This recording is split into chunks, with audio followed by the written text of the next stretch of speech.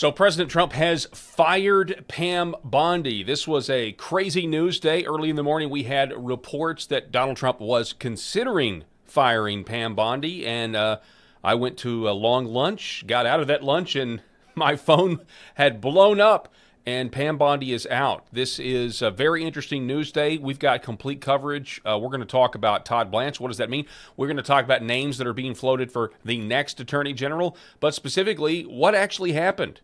What happened inside that Oval Office meeting? According to reports, Pam Bondi begged for her job. She begged to stay on, and President Trump said no.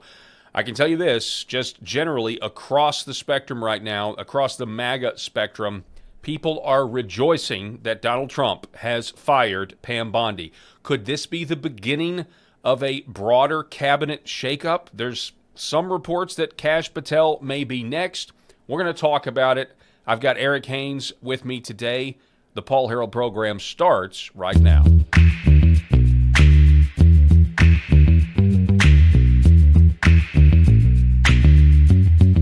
Paul Harrell program. All right, happy Thursday to everybody out there watching the show. As always, we can't do the program without you, and we are broadcasting live from the great state of Arkansas.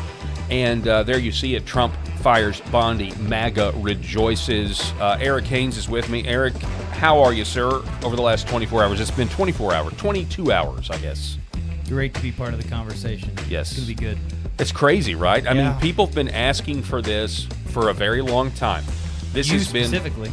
Well, yeah, but I mean, as well you have. I mean, everybody's been saying, like, hey, there's something not right at the Department of Justice, and Pam Bondi seems to be it. And we're going to kind of talk about this because this was something that kind of built over time.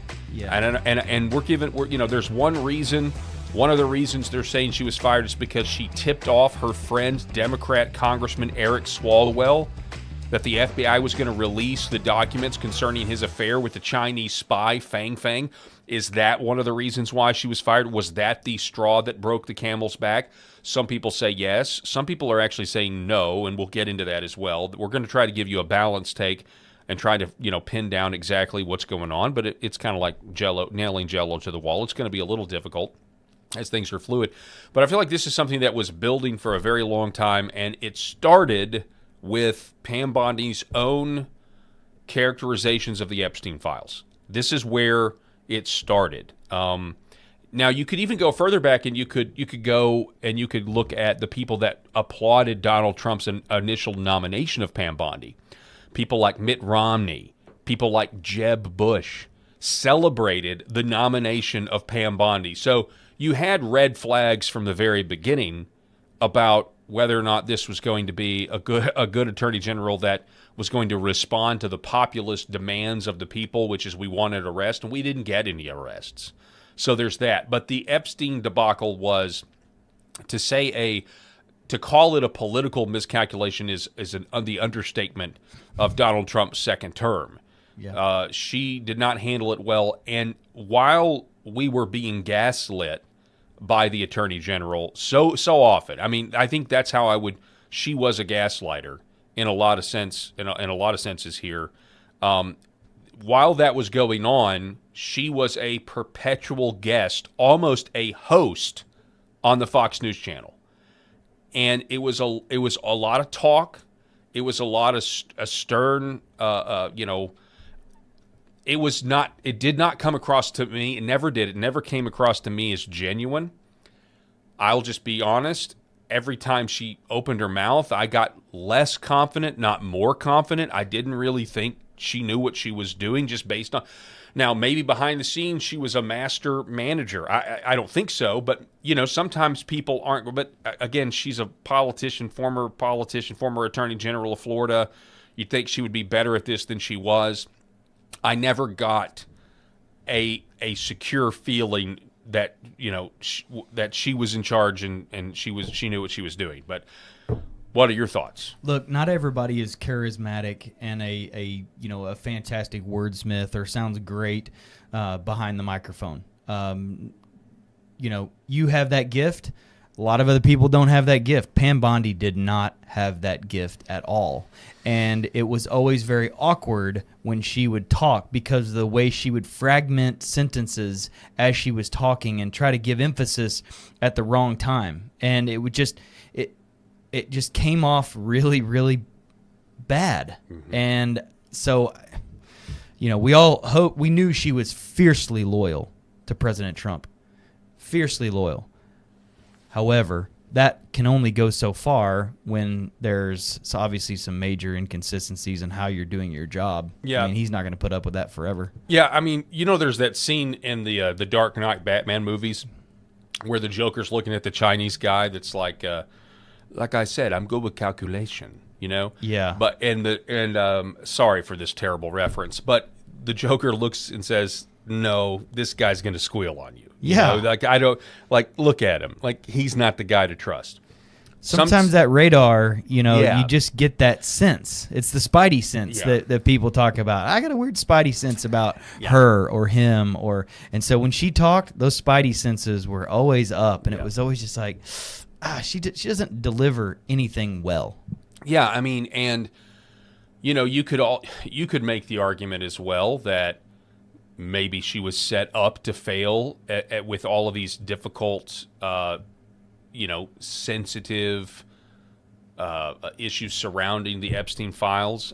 You never know if she was the saboteur or if she was told to pull back. But then you had the whole binder situation, Epstein phase 1. We were going to get an Epstein phase 2. The Epstein files are on my desk. No, I didn't really mean that. There are no Epstein files. And then you had, there's just so much here. All last year. She's only been on the job since February of last year. Think about that. And then you had the James O'Keefe hidden camera where she's asked in public, hey, what about the Epstein files? And she says, those Epstein files are just full of child porn. Child porn, full of them. And so that we had that. That's what she was saying to somebody in public, but it was a conversation she presumed was private. And then the American people were told that there's nobody to arrest. Even Todd Blanche, who's now the interim, we're going to play that clip for you as well. There's nobody. Wait a second. So you have troves of child porn, but it was only involving Epstein? There's no one else to go arrest with these troves of child porn that you admitted the Epstein files were full of, and that's what the delay was. And then after all of that, the Axios memo gets leaked, and when the Axios memo is leaked, they say it's not even signed by anybody, but it's just like there's no Epstein list, there's nothing to do, there's no further prosecutions. And so then the House of Representatives, both Republican and Democrat, get involved and pass the Epstein Transparency Act, and we finally get these millions of documents. We still don't have them all, according to some. We have DOJ, putting them out there, then deleting them, or then amending them, or then redacting them.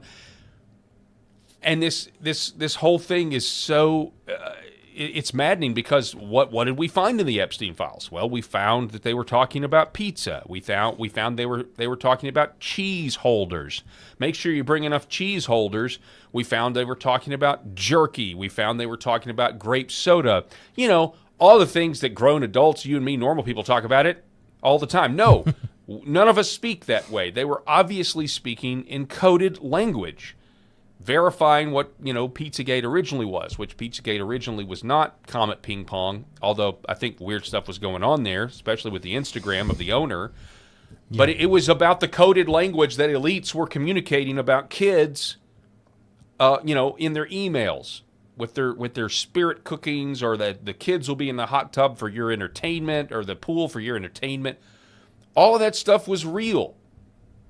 And the people want justice. So Pam Bondi, we're going to get into what's being reported as to why she was fired, but I think there's a lot that she could have been fired for, and this should have happened 6 months ago, is my take on it. Let's get into it. Here is the Gateway Pundit reporting on, I think, what the Daily Mail put out. But Pam Bondi pleaded with Trump not to fire her during meeting and allegedly tipped off Eric Swalwell. This is the guy that broke wind on MSNBC back before it was MS Now. You'll remember it. He broke wind as clear as day. Everybody and their mother knows that Eric Swalwell farted on national television. It's exactly what it sounded like. That's actually really good. I thought that was real. It's really funny. I have 4 kids, Paul. Okay, so okay. needless to say, there's fart jokes about every single stinking night in my house. Well, anyway, he did. So, but he's more known for, or he should be more known for the fact that he was sleeping with a communist spy, similar to how Dianne Feinstein's driver for 20 years was a communist spy. So that's who Eric Swalwell is. And the report is that Eric Swalwell. You mean Eric Fartwell? Eric Fartwell. All right, we can go there. That's fine. I'm fine with nicknames. We'll do that. Allegedly tipped off Eric Swalwell about FBI's push to release salacious Fang Fang files. Oh, yeah. Okay, so the Daily Mail, the Gateway Pundit's Cullen Linebarger says that more details have emerged, and the Gateway Pundit reported that Bondi's employment was terminated in a surprising shakeup and replacing the interim Deputy Attorney General, Todd Blanche. Okay, we're going to talk about Blanche here in a moment because that's not necessarily going to instill confidence in me either, and we'll tell you why. I'm sure many of you already know, but Blanche is largely considered a big roadblock to deep state prosecutions. The news came following reports that Trump was mulling firing Bondi, which is what I read first thing this morning. Now the Daily Mail reveals that a senior administration source, again, not named, so take it with a grain of salt, told him that Trump actually informed Bondi during their meeting that she was fired. Bondi responded by begging Trump not to fire her and to give her additional time in the role. The president, however, remained firm. The Mail also reveals a stunning final detail that proved to be Trump's final straw with Bondi. The president believes that Bondi gave Eric Swalwell, Democrat China. Oh, my gosh. That's really good. I see what you did there. Yeah, That Bondi gave Eric Swalwell a heads up about the FBI trying to release documents related to his romantic relationship with Chinese spy Christine Fang. The senior administration source also told the Mail that Bondi was intervening in the matter. Moreover, Bondi is reportedly friends with Swalwell, friends with one of the most odious Democrats in America. So if this is true, there are videos circulating like this one, kind of showing that Eric Swalwell and Pam Bondi are kind of friends. December of 2025, we received messages at my office that said, I hope somebody shoots you and your children and your wife in the head. Pew, pew, motherfucker, pew, pew. I would stay indoors as much as possible, and my children, unfortunately, have to do that. The Department of Justice has not charged this individual and cited that he's a prolific caller and has health conditions, although what we have found in our own investigation and his voicemails is that he has said he will employ others to do this. The president can come after me. It's fine. I'm in the arena. So are these folks. But we never expected that the Department of Justice would not seek to prosecute and investigate those who are making threats against us. And that would include those on that side of the aisle. And I'm just asking for your help to protect life, because life is at risk with the environment we're in right now. Congressman, I completely agree with you. I know about several of those personally involving you. I believe one has been charged publicly, and there's something I would be happy to talk to you about off camera, but I can assure you that they are very serious. They are being looked into, and I can give you more details on those. None of you should be threatened, ever. None of your children should be threatened. None of your families should be threatened. And I will work with, you can come into my office any day. I will work with all of you on both sides of the aisle if you are ever threatened. And I'll gladly talk to you after this hearing about your cases. But I can tell you some of them are very active. So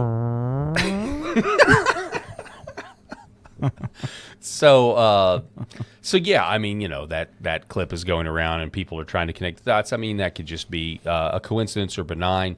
But I will say, if it is true that she was tipping off Swalwell about the FBI about to release documents that are going to further incriminate him or make him look like a traitor, the question would be, why would Pam Bondi, this is the definition of the uniparty. If it's true, I mean, it's just another confirmation that, hey, the uniparty exists, and these Democrat, Republican, conservative, progressive, these are just constructs to continue to pit us against one another so that the real issues never get addressed. I mean, we can talk about the different policies and how they're bad or good for America, but if the people at the top are only concerned with staying in power or only concerned with furthering their political careers, they're going to scratch each other's backs.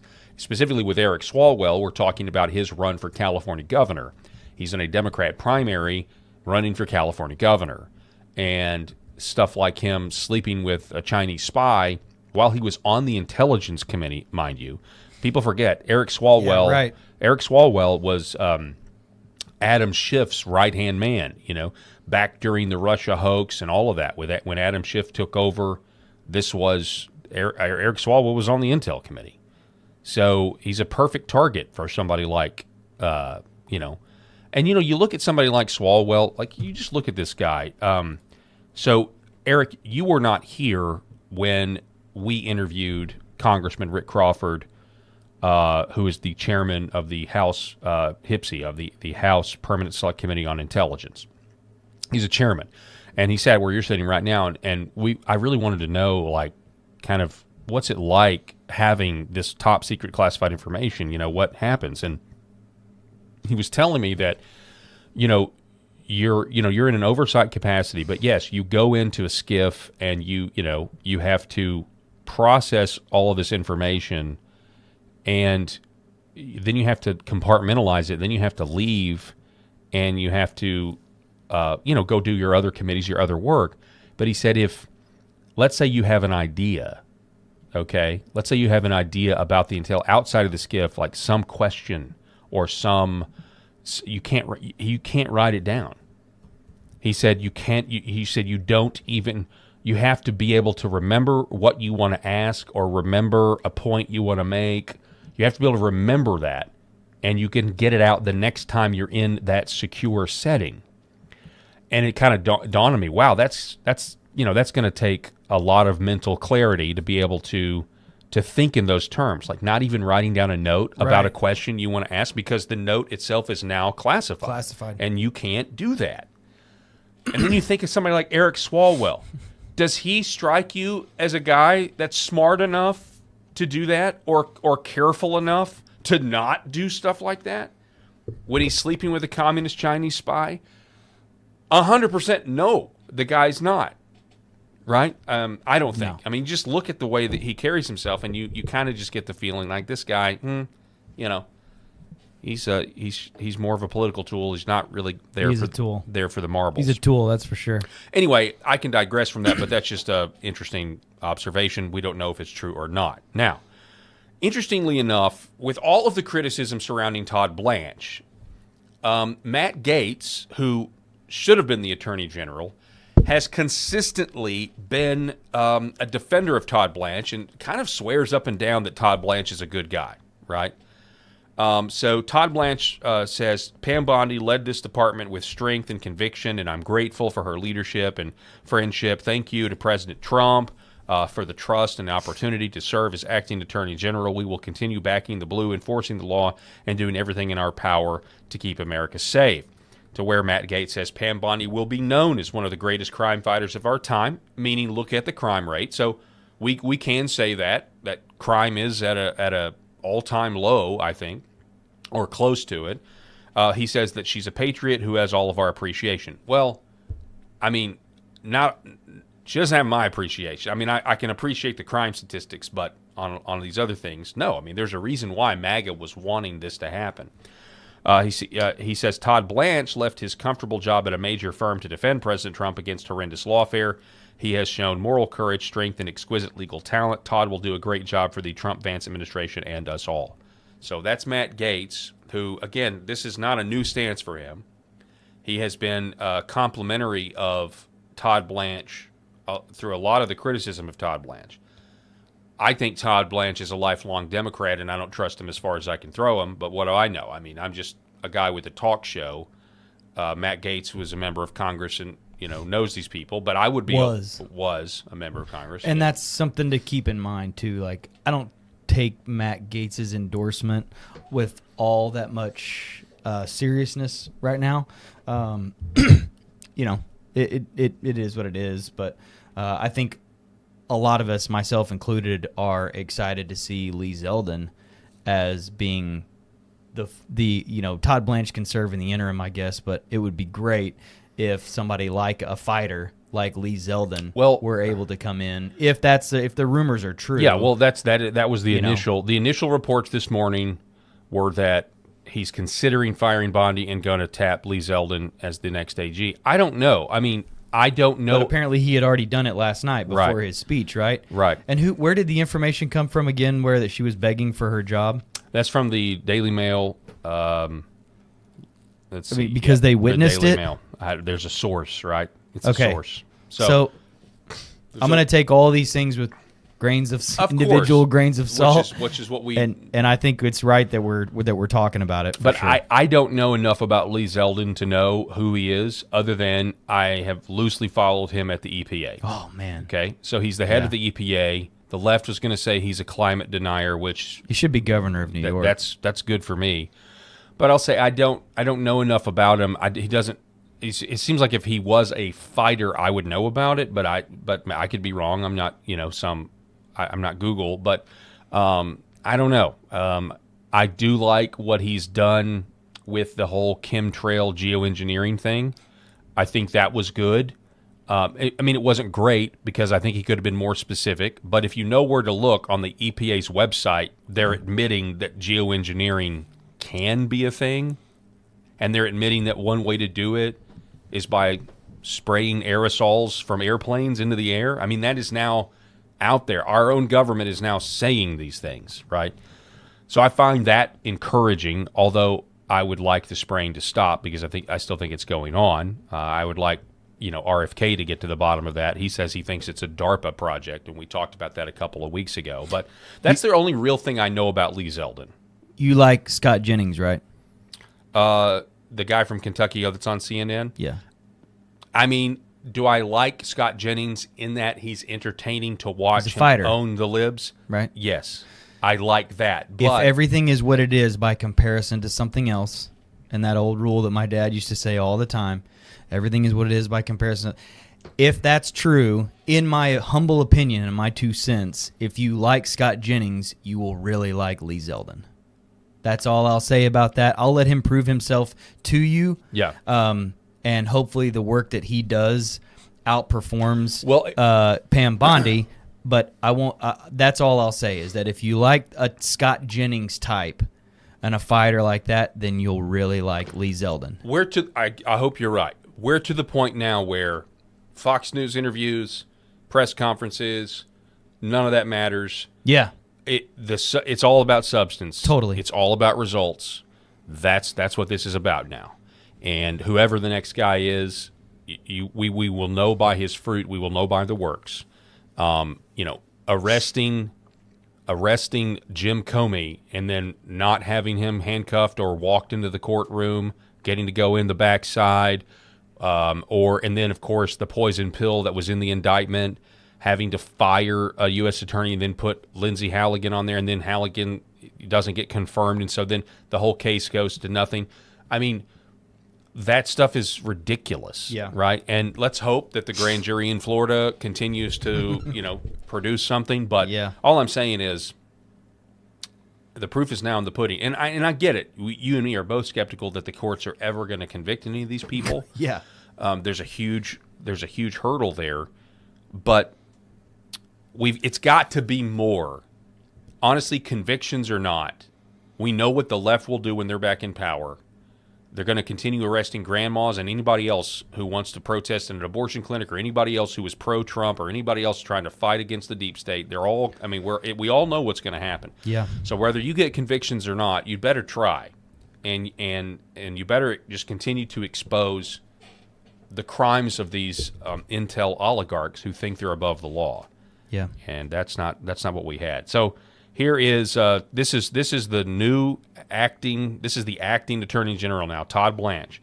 So when the Epstein files were released after Congress passed the law to do it, he gets this question here. from a reporter. Just to clarify, is the public going to learn the identities of the men who abused the girls with the information that you're releasing? And if not, why not? And then I have a quick follow-up. I mean, you just baked in an assumption into your question that I have never said and I don't know to be true. Is the public going to learn about men that abuse these girls? Like, what does that mean? I mean, I don't understand what that means. Well, I mean, they're the men who abused the young women through Epstein's. Look, we said in July, and it remains as true today as it was in July. If we had information, we meaning the Department of Justice, about men who abused women, we would prosecute them, right? We talked about the work that we're doing. That's why I said that. I said this earlier. There's this built-in assumption that somehow there's this hidden tranche of information of men that we know about that we're covering up or that we're choosing not to prosecute. That is not the case. I don't know whether there are men out there that abuse these women. If we learn about information and evidence that allows us to prosecute them, you better believe we will. But I don't. So again, that's gaslighting. That's just gaslighting. I mean, the emails and the documents were being released and then you also obviously have the survivor. Like it's just gaslighting. And you notice you can't watch congressmen and congresswomen come out of out of hearings, private hearings, in tears at how disgusted they are about what they just heard. Yeah. And then go up to the microphone like this and say, we're not really sure that any men actually did anything wrong. Yeah, exactly. I mean, they could have just been partying and having some bourbon. And you notice, come on. You notice, I don't know if you notice this, but this stuff drives me nuts as somebody who is a communicator. There's a certain tenor or cadence of this Washington, D.C. speak when they get a tough question. Yeah. And it's very condescending. Condescending, yeah. And it's very like, well, I mean, we said the same thing that's been true since July. You know, they do this. They try to come across as like calm and so because I'm calm, the things coming out of my mouth are true and factual, and I see right through it. I think they're trying to ping pong this style of questioning that comes from the mainstream media, particularly the liberal left, because they're always told to watch out and that it's all fake news. So to them, there's a reason to be condescending because they don't deserve my respect enough to answer the questions that I'm given, and I don't need to pander to their questioning and get baited into these gotcha scenarios because I and President Trump thinks these people are worthless and fake news. So I'm saying that to say that I get it a little bit, and that I don't think condescending is all that, horrible, because you can't just let them take advantage of you because what's his name of the world, the CNN guy, and then now Caitlin Collins and others, Acosta, thank you, and others will just absolutely, paint you into a corner. So I think that's what they're trying to do as a defense. But when you're not a good wordsmith, like obviously Pam Bondi's not, you don't have an ability to charismatically put that back on them. I mean, if they had the charisma of Senator Kennedy, you wouldn't have us thinking, God, they're sure gaslighting and skirting around that. Like, what do they know? Why won't they give us the truth? Do you think? No, I agree with you.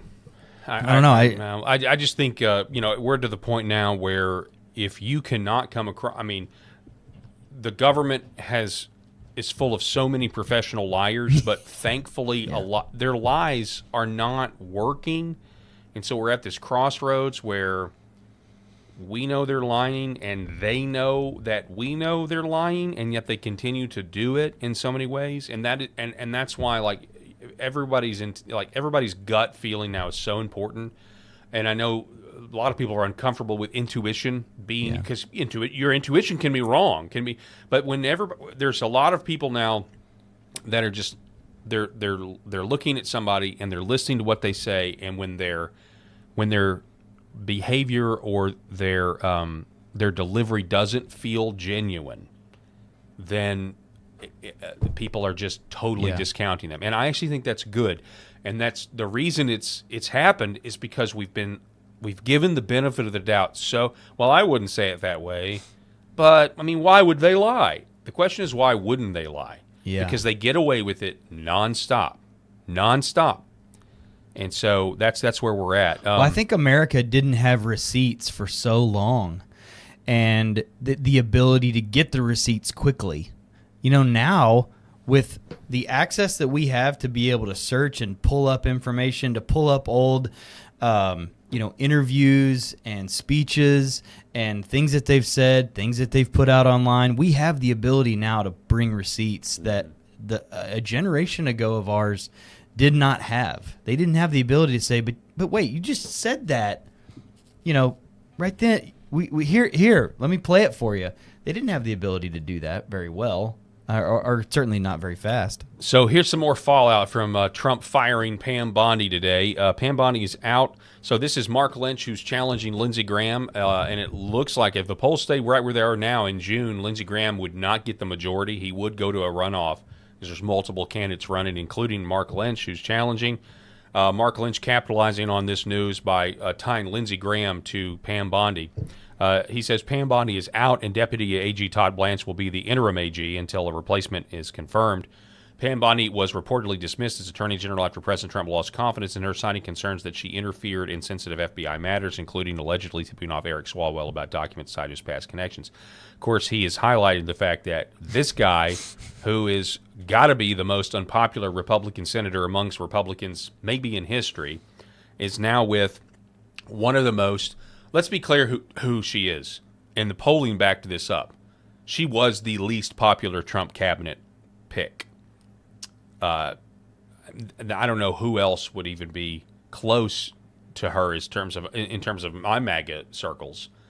I mean, even I'll even say this. Even those who are more predisposed to backing President Trump, no matter what, no questions asked.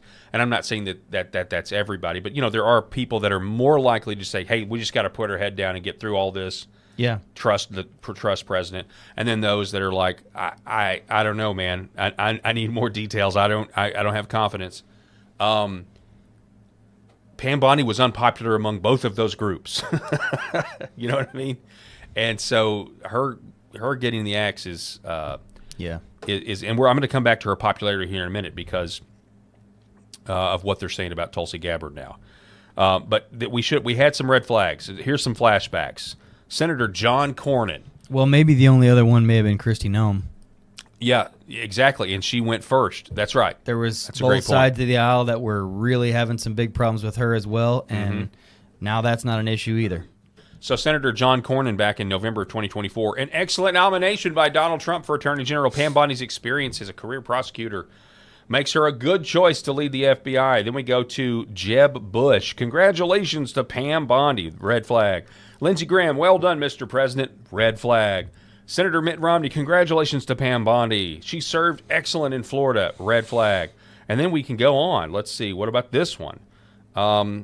Let's see here. Sean Hannity praises President Trump's nomination. Oh, yeah. Hannity loved her. Jason Chaffetz, the new Attorney General. There was that, and anyway, so she was on Hannity's show like every night. yeah. There were not all of those, but certainly the ones that we had come to know as rhinos were very happy with Pam Bondi. So there were signs from the beginning. There were definitely signs, and then we have this, like you said, Zeldin is being considered, Lee Zeldin. There's also some other names people are floating around. Here's President Trump. President Trump, Pam Bondi is a great American, patriot, loyal friend who faithfully served as my attorney general over the past year. Pam did a tremendous job overseeing a massive crackdown in crime across the country, with murders plummeting to their lowest level since 1900. We love Pam, and she will be transitioning to a much-needed important new job in the private sector to be announced as a date in the near future. And our Deputy Attorney General and a very talented and respected legal mind, Todd Blanche, will step in to serve as Acting Attorney General. Thank you for your attention to this matter, President Donald J. Trump. So President Trump here certainly rewarding her loyalty, not trashing her as he should, or anything else, not bringing up the purported FBI interference. Yeah. Or He doesn't want to bring up Fartwell on Yeah. this social of media course. post. So, but President Trump, is I'm sure happy to leave it to the rest of us to go over Pam Bondi's record and how, for whatever reason she's being fired. The fact is, Donald Trump's made the right call here to fire her. This should have happened a long time ago, I think. But President Trump, has made the good call of firing her, and there's tons of us out there who are very excited by this. I'm very excited by this, and we'll see if Todd Blanche soon gets the boot. There are some people saying that we're going to be very happy with the next nominee. I don't know who it's going to be. I don't know, but some people out there that I trust seem to think they know something. There's also reports out there that Kash Patel may be fired next. But I've only seen that one place. I only saw that over at InfoWars with Kyle Seraphin, but that's what he says. He says he has sources that Kash Patel is next. Now, if that were to happen, are we going to get the true story for why? Will it have to do with, I don't know.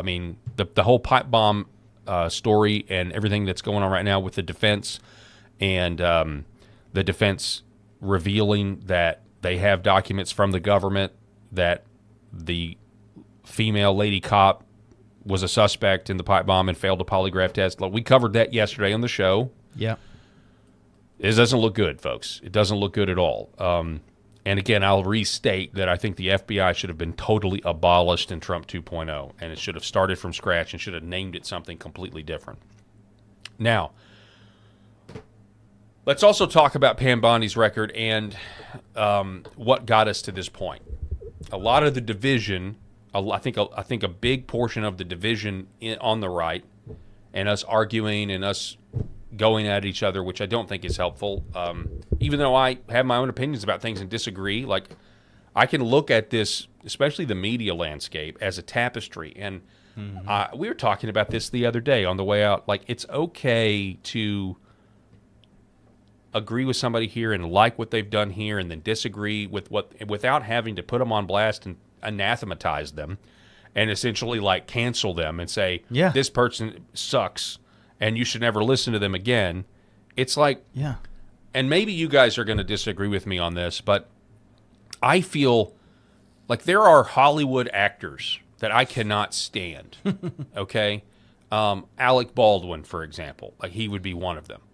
But if I were to say that my dislike of Alec Baldwin means that I can never watch The Hunt for Red October again with Sean Connery and Alec Baldwin, I'm not willing to do that. I'm not willing to, I think he's dumb. I think he's stupid. And by the way, most actors are that way. As somebody who used to be an actor, I was really stupid when I was an actor.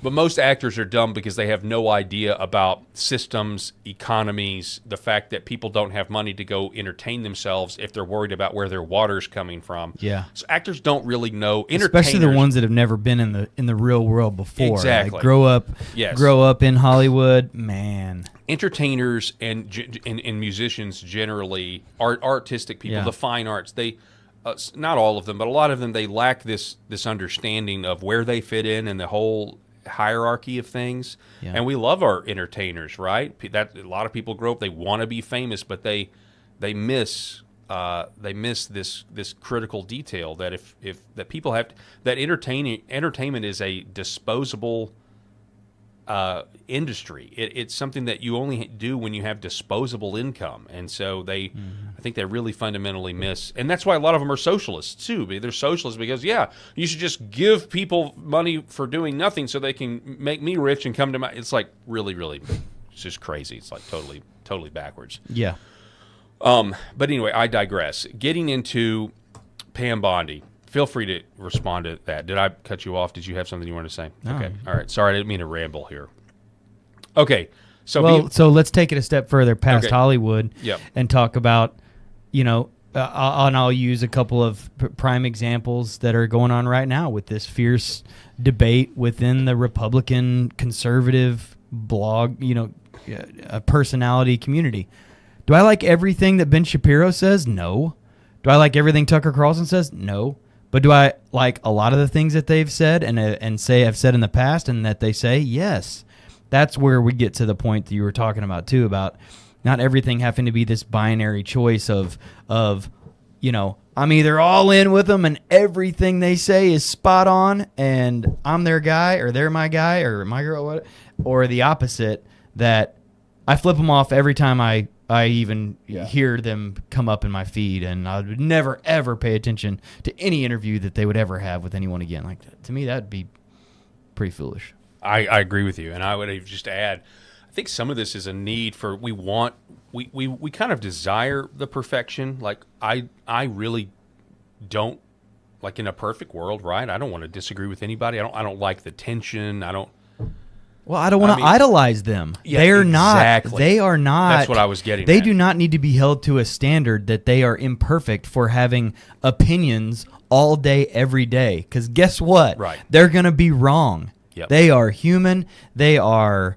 children of God, and they are imperfect. So I'm not going to hold them to a perfect standard because they talk about politicians. Like, of all things, like, I'm asking people to be perfect, talking about some of the most imperfect people in this world and have the perfect opinion about them? Heck no. And I'll just add, that's exactly where I was going, and that desire for perfection is found in the person of Jesus Christ. Yes. You know what I'm saying? I mean, yeah, consider me a fan of some of them because I'd love to have a conversation with them and grab coffee and pick their brain a little bit about how they feel about things, but I'm not fanatical about them, and I don't idolize them, and I don't put them on a pedestal that makes them, up in the heavens for worship. My goodness. Yeah.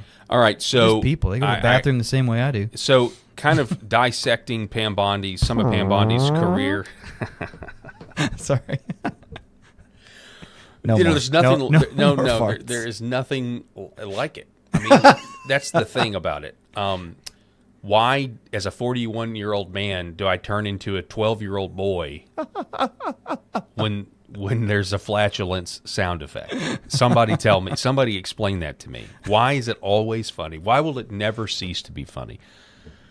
I grew up with a father that had a whoopee cushion in his nightstand for situations just like this all the time, and he'd pull out that whoopee cushion every once in a while in front of my brother and I on the most inopportune times, and he would just crush it. I love it. It'd be awesome. All right, so Viva Free says, not that I trust the New York Times. So this was before we had the confirmation that Pam Bondi was in fact fired. We just had a New York Times report saying that she may be fired.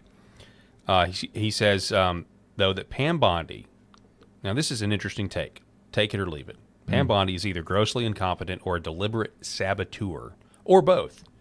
She should have been fired after the Binder Gate fiasco. He says that Bongino should have left the FBI in July. The screw-ups around the Epstein files have been so egregious, people now understandably believe that the war in Iran was either a distraction from or a response to the Epstein files fiasco. Now that, I have heard that other people saying that. I don't necessarily agree with that, but my point here was and it could be, but Bondi being intentional saboteur or incompetence is interesting.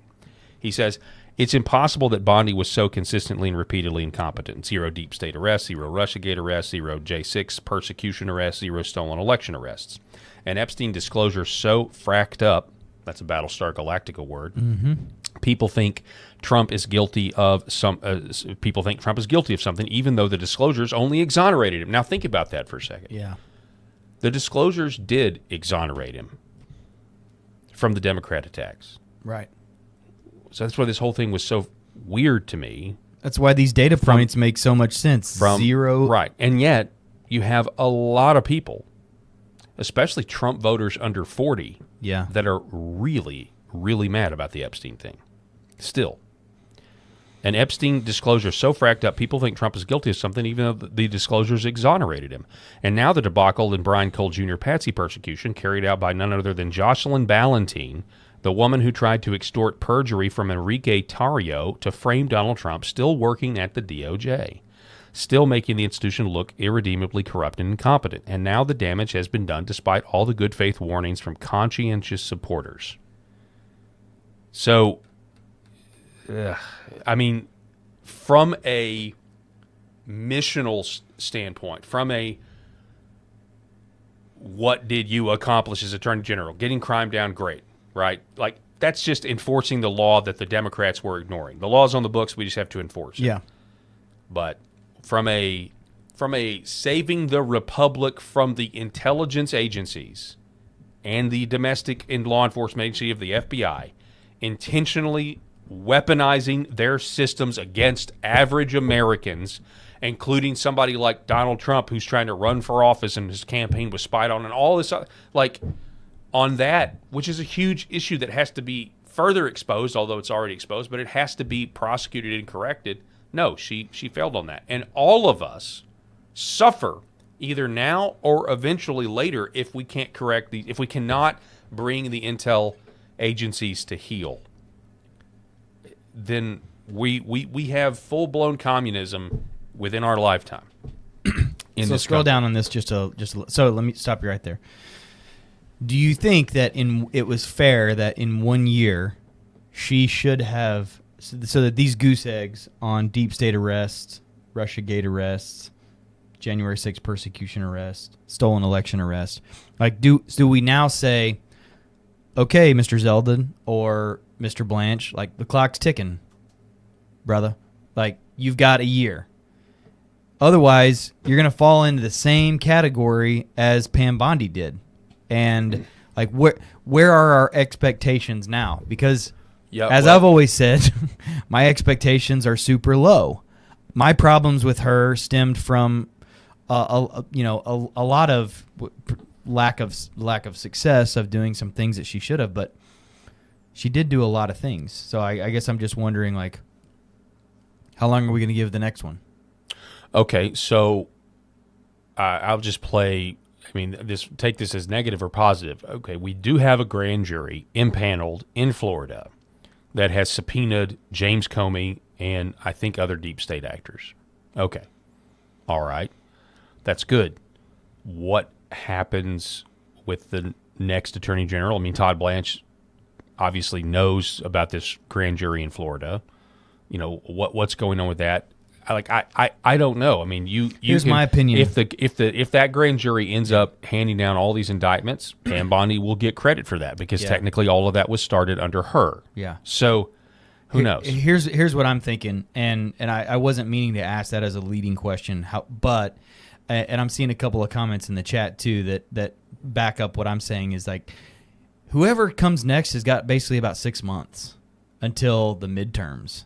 So, to your point, if they can pick up where she left off, if she has any foundation of grand jury and all of the stuff that's already come out, they have a very short window. This is my whole point. They have a very short window of time before, we have midterms now, and now we're talking about a potential blue wave if something doesn't happen to make the voting electorate satisfied. And more importantly, energized, because that's what we need right now. We need the energy to show up. I mean, if you had got to show up and vote with confidence, dude. I mean, there's no question. Like, I'm disappointed with when we'll talk about the Iran thing if we have time, and Donald Trump's speech last night if we have time.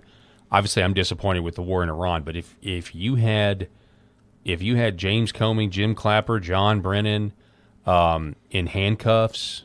Yeah, I mean, I'm literally putting bells on while I go to vote, right? Like I'm going to be super. And then Eric CIA Ramella, remember that we covered him last week. Yeah, like these mid-level guys that framed Donald Trump so that he could be impeached over the Ukraine thing. Vindman, all of these guys. Right? Yeah. Adam Schiff should be in jail for leaking classified. Like, there are so many people that need to be gone. And I think, understandably, there is a fear, though. There are people in the Trump Justice Department that are afraid if they do this, they will be arrested and put in jail when the next guys are in office. That's a legitimate fear. Yeah. That's why if you go and you do this, you better not miss. Because guess what? They're going to put Trump administration officials in jail anyway. Yeah. They're going to do this to you. And this is what I don't understand. Like, they are coming. They are going to come for you. Even if you're in the uniparty, like, they'll put you in jail just to prove to their radical base that they're serious. I really believe that. You can understand it to a degree that you know that it is the swamp and why it's called the swamp. But it just gets to the point to where you're like, when you're in the corporate world, when you're in the real world, you're like, how can you not get anything done? Like, if you were part of a private company and got this amount of things done that were expected of you, basics, you'd be fired right away. I mean, so. Yeah. Okay, so now I'm going to give you another. We're going to give you another take on this. Was it the Eric Swalwell thing? Sundance or The Last Refuge or whatever he goes by says no, actually. So we got this right off the presses right before we came on the air today. So I'm going to give you another take. Was it Swalwell and her interfering with the FBI that got her fired? The conservative treehouse says no. The Daily Mail has written a rather explosive story saying that Attorney General Pam Bondi was fired because she leaked or gave a heads up to Eric Swalwell about the FBI re-reviewing the investigative files about him. While discussing the motive or background, the story itself just doesn't make sense. What most people probably don't know is that former FBI Special Agent in charge of Counterintelligence Division, Joseph Panetka III, currently works for Congressman Swalwell.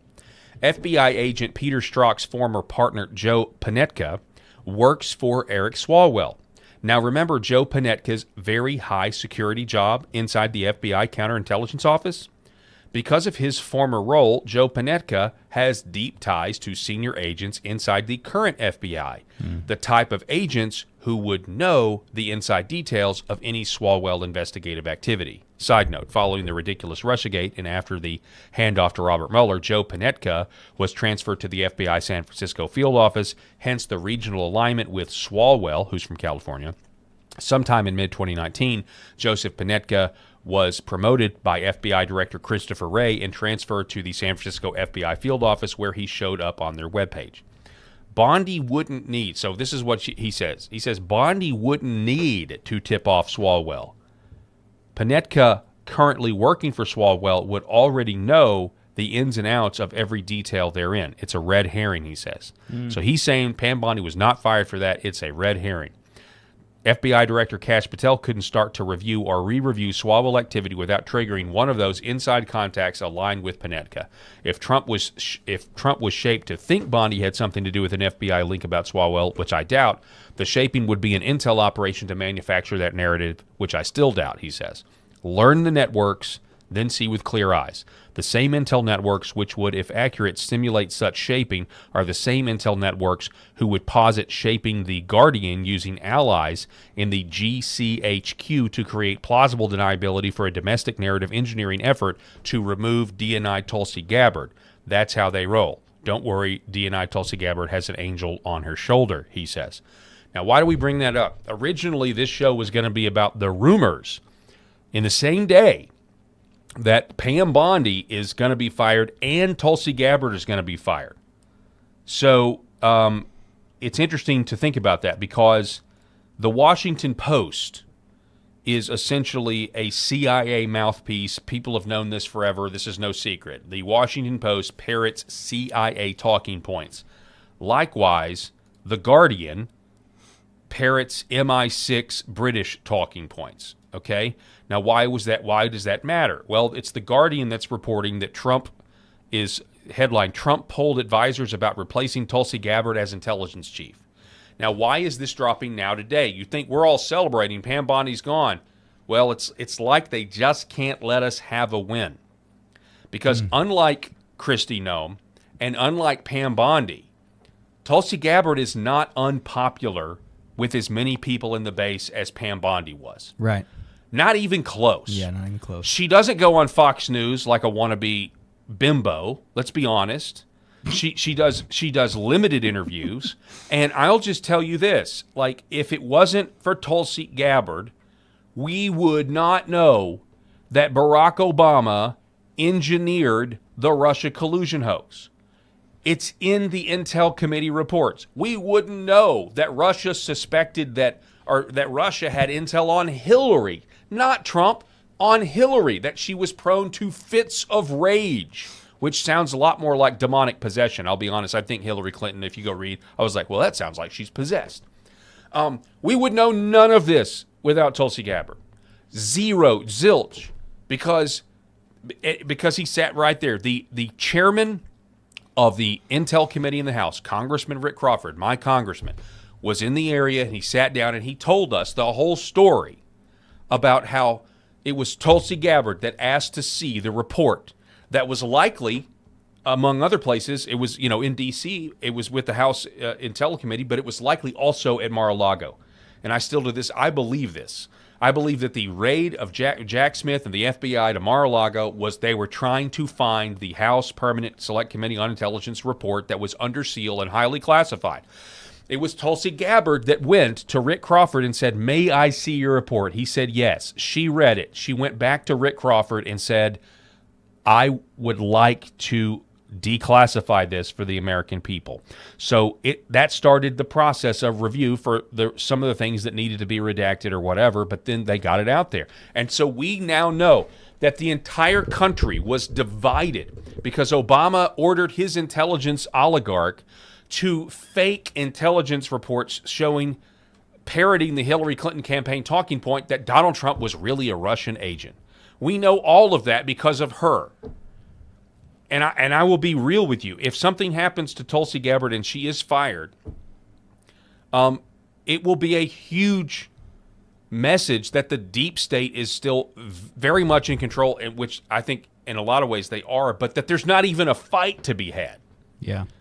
And this is just my opinion, but as long as Tulsi is in there, there is a fight to be had.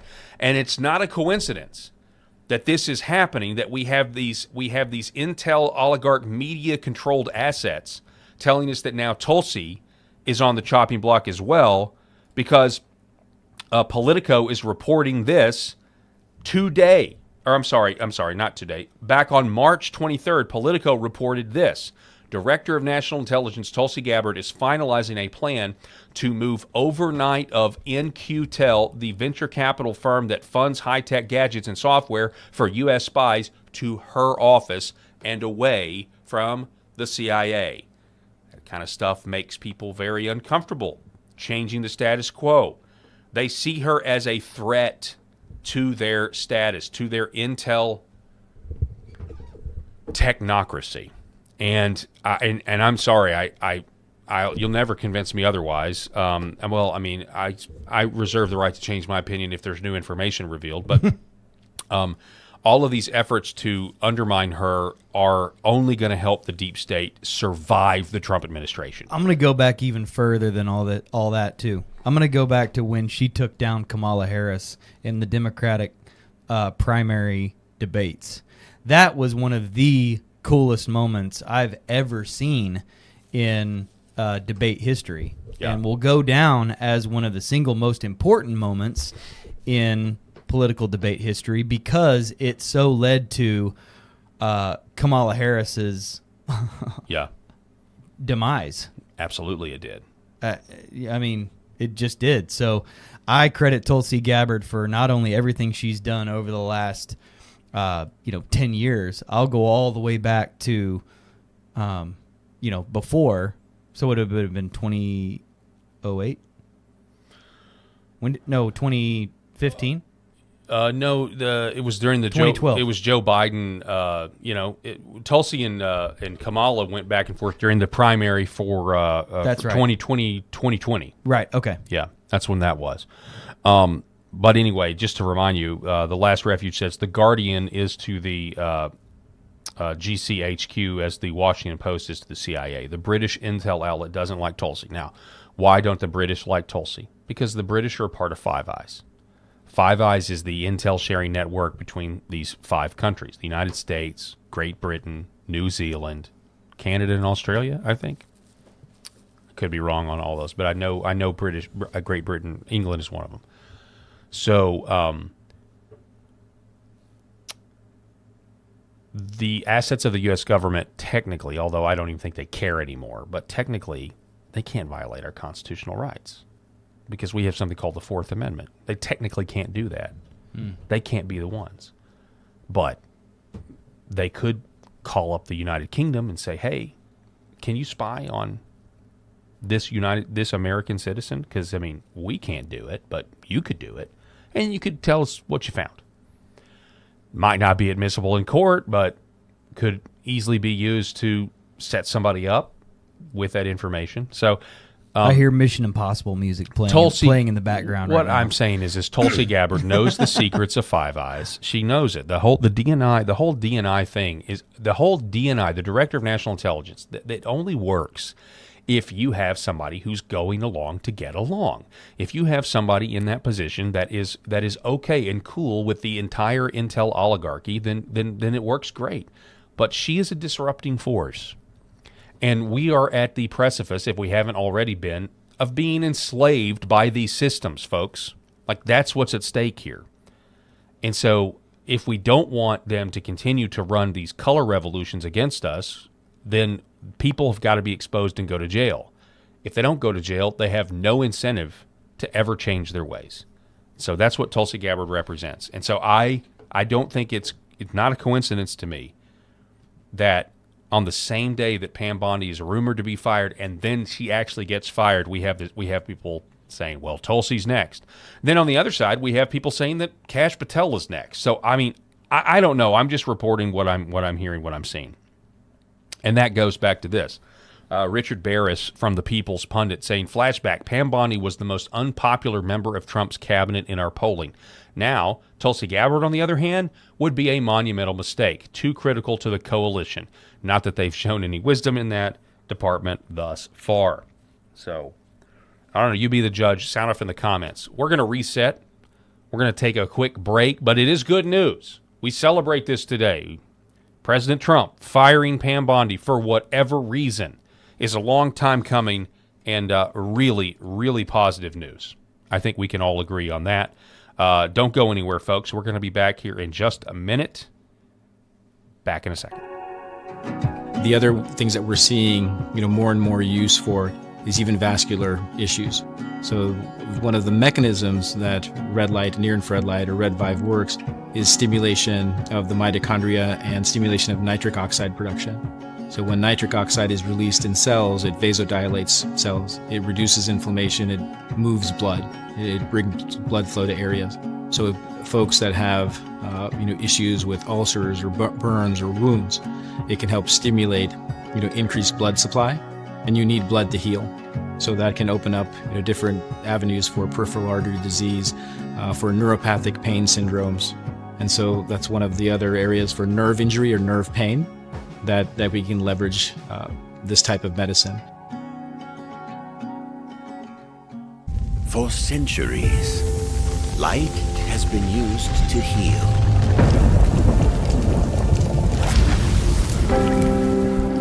Awaken the body with Red Vive.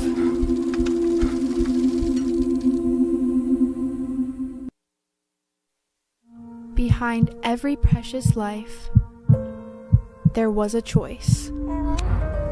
Behind every family moment, behind every special memory, there was a choice. A life of joy. A life that is beautifully and wonderfully made. At 7 Weeks Coffee, we are funding the pro-life movement, one cup at a time. Will you let your coffee serve a greater purpose?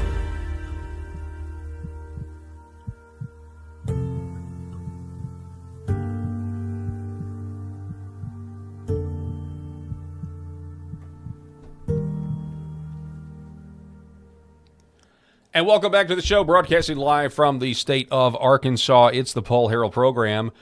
Still dealing with this fallout. President Trump firing Pam Bondi. By the way, chat, we definitely see what's going on. I know we had our numbers spike, and we also apparently had a lot of trolls in there. So we're aware of what's going on there. So it just is kind of one of those things. Would you trade? Let me ask you this: would any of you sign up for a digital ID if it meant anonymity and trolls would go away? I would not. I would not sign up for one. I would not be for one. I think in the Wild West, we still have a little bit of the Wild West of the internet out there, and so I don't want a digital ID to use the internet. I don't know about you. I think it will certainly have a chilling effect on free speech and people speaking truth to power. I definitely believe that with everything. So, you know, you can kind of take go down memory lane, I guess, and kind of look into what got us to this point with Pam Bondi being fired. Somebody named Jonathan Nahum. Good riddance, Pam the perjurer. First Noam and now Bondi. No one will miss her role in the cruel, corrupt, and incompetent administration and hiding the victims of pedo. Okay, so this guy is probably a leftist. Okay, so I pulled it for this particular piece of audio. As we told you earlier, we found it in kind of dissecting this, in dissecting the ouster of Pam Bondi, we did kind of talk about how much of it was incompetence, how much of it was intentional sabotage. I mean, these are places that our heads all need to be in, these fears, because it's kind of wild when you think about the Epstein files getting released. And I know there's still more out there that we don't have, but of the ones that were released, Trump, if anything, is exonerated, and yet there was this allergy to releasing them, and so you just get the feeling that very, very powerful people were not wanting to be embarrassed. But one thing, the biggest thing that we realized with the Epstein files was a lot of these people are given way too much credit for for their giant humanist satanic conspiracy. Because while, to quote Francis Schaeffer from that 1982 interview we watched last week, while there is a humanist conspiracy against all of us, we give them, I think, way too much credit, and it leaves room for us to fall into the temptation of despair. Because when you see the document that says that Bill Gates is writing Epstein, or Epstein is memorializing Bill Gates writing to Epstein saying, hey, those hookers that I slept with gave me a venereal disease, and I don't want my wife to find out. So is there any chance that you could give me some antibiotics that I could slip in her drink or drug her where she won't know, so that I can still be intimate with my wife and she won't catch the venereal disease that I've caught? Folks, that's like some sort of weird 90s fraternity movie, but these people just have billions of dollars. Like, that's the difference. Like, they've got the same problem as any degenerate, immoral slob has. They just happen to also have billions of dollars. So in some ways, we give these people too much credit. And in other ways, we don't give them enough credit. I mean, if they're getting away with cannibalism, which was what was in some of those files, there were allusions to straight-up cannibalism and human sacrifice. So in some ways, we don't want to face that music, but still need accountability on all fronts. But remember when she said this. The Dow is over $50,000. I don't know why you're laughing. You're a great stock trader, as I hear, Raskin. The Dow is over 50,000 right now. The S&P at almost 7,000. And the NASDAQ smashing records. Americans' 401ks and retirement savings are booming. That's what we should be talking about. We should be talking about making Americans safe. We should be talking about, what does a Dow have to do with anything? That's what they just asked. Are you kidding? Mr. Jordan, So this came across to, just be real, like normal people found this very, very out of touch. Yeah. Like George H.W. Bush not knowing what a grocery store scanner out of touch is. Like, and maybe you guys disagree, but she was there to talk about Epstein. It was dumb. It was really, really bad.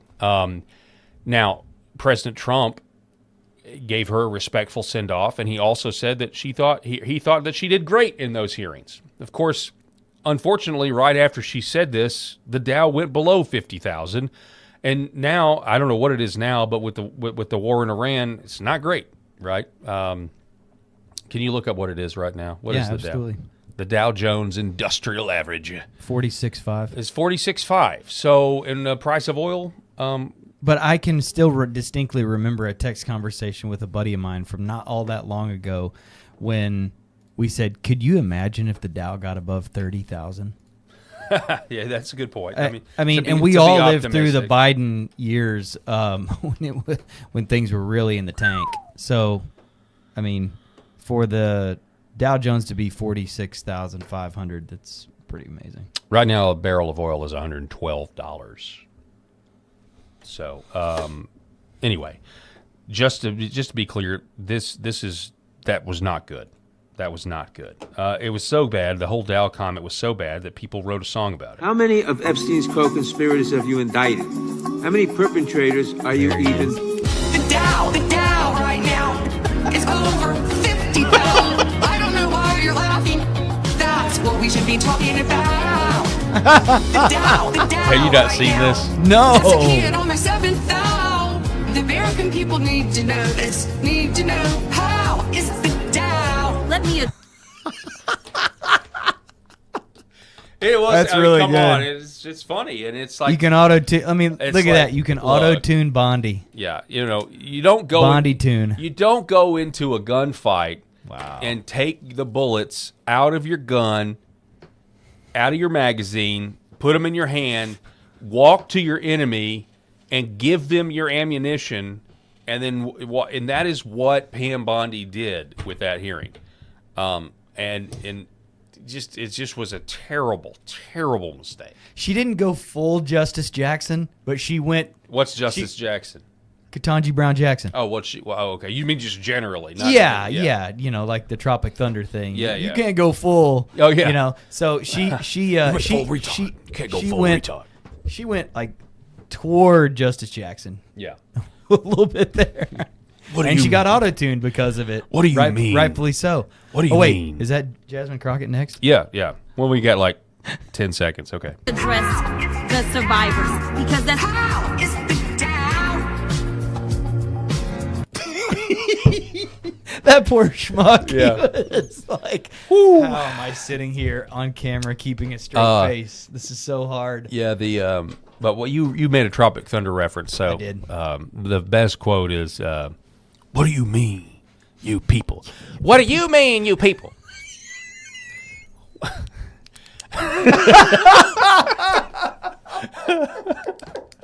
Our DJ man, before wokeness, I'll tell you this.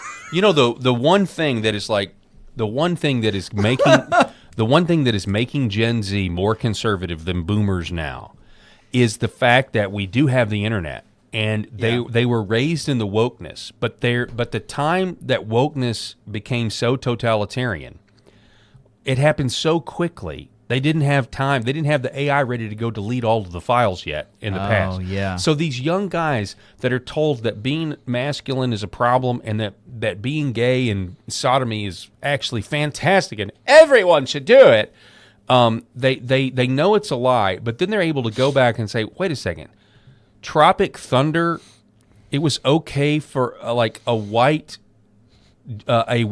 actor who was the, whose father was also I was going to famous. say Ben Stiller was super popular. Yeah, at the Ben time, Stiller, but I'm talking about Robert Downey Jr. Oh, yeah, it was Jack okay Black and- for Robert Downey Jr., like a Hollywood A-lister, to put on blackface and give an incredible performance for a comedy movie where he really does look black and he sounds black, and that was okay to do not that long ago. Yeah, What right. was that? 15, I've been married 18 years. I'll be married 19 years. It was 20 years ago, something like that, 21 years ago, Tropic Thunder. So 2008. So, okay, that's even the year sooner. I was married. Yeah. So it came out, I think it was the summer of 2008.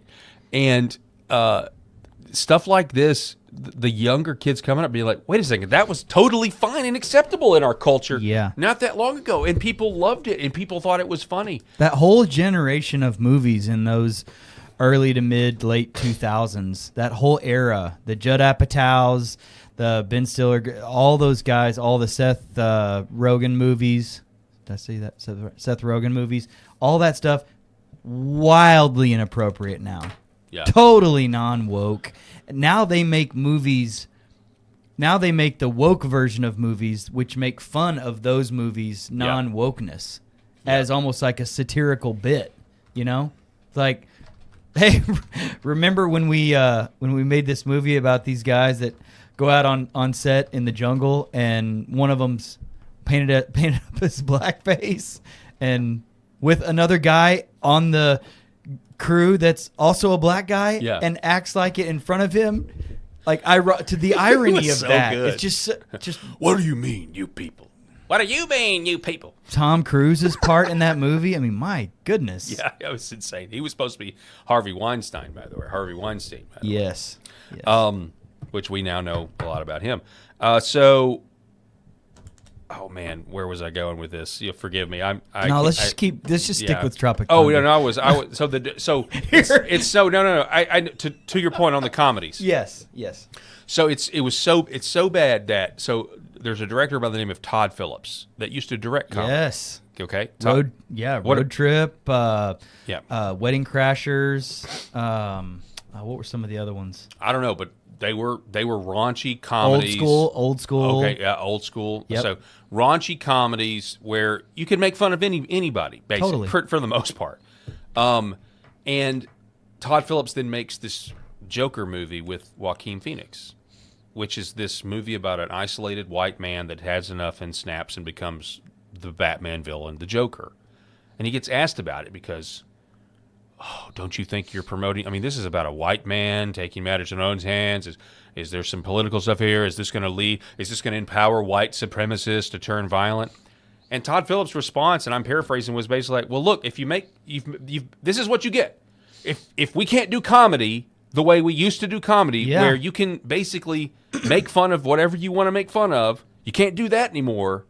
So this is what you get instead. Yeah. You get a depressing, nihilistic show a serious show about a guy snapping and murdering people. Jerry Seinfeld has said many of the exact same things like you said.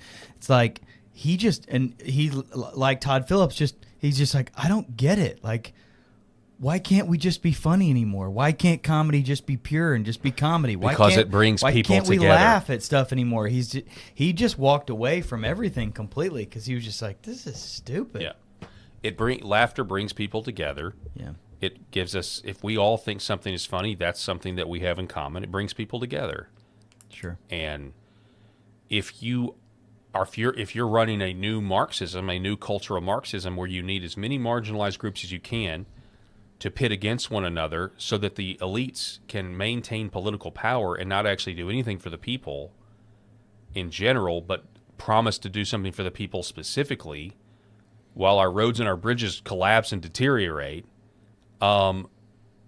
you can't have laughter. You can't have a comedian make fun of those marginalized groups, because it will unite people against and the scales will fall from people's eyes, and they'll be like, yeah, the LGBT don't have the same plight as blacks in the 60s or blacks, former slaves in the 1900s, or I'm sorry, 1800s, 19th century. Like it took Dave Chappelle calling that out too. Yes, actually, it took someone as great as Dave Chappelle to call that out and say, chill, right? I mean, that's what it really eventually... It took and I watched his latest special, and it wasn't any good. But no, it took him to just make jokes, like make the obvious jokes. And because he was... I'm not stopping. Yeah, and because he was black, he had more license, more leeway. He was still attacked, but because he was black, he was given more What credibility. if Jerry Seinfeld had walked out on stage and talked about LGBTQ? Nope. In